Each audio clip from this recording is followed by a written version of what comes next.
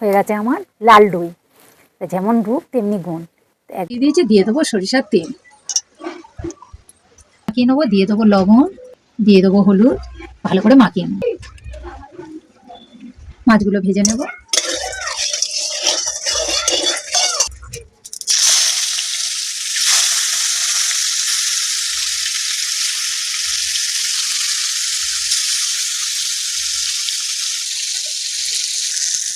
মাছ ভাজা হয়ে গেছে, মাছগুলো তুলে নেব।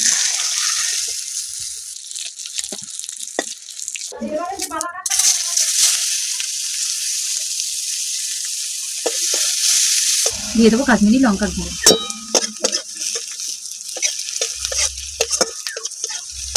দিয়ে দেবো 1 চামচ রসুন,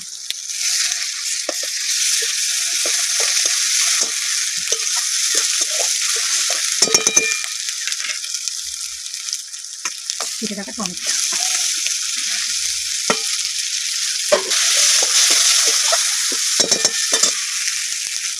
লবণ,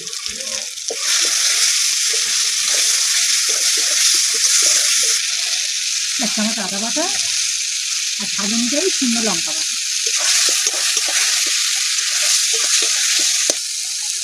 1/2 চামচ গুঁড়ো লঙ্কা, ঝাল লঙ্কা, দিয়ে দেবো বিট বাটা, দুটো মিডিয়াম সাইজের বিট বেটে নিয়েছি আমি।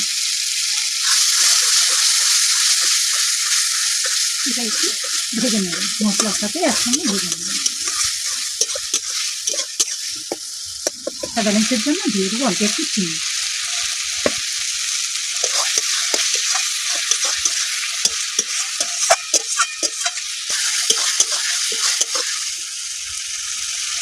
কষানো হয়ে গেছে, দিয়ে দেবো জল।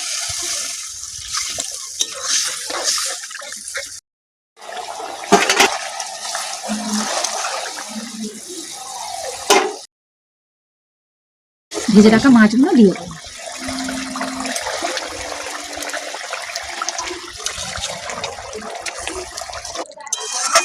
হয়ে গেছে, এবার নামিয়ে দেবো।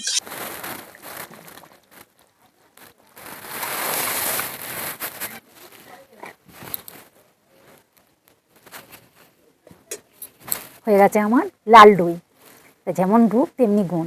একবার এই প্লিজ বন্ধুরা, একবার এই শীতে একবার এইটা বানিয়ে খেয়ে দেখুন, দারুণ লাগবে।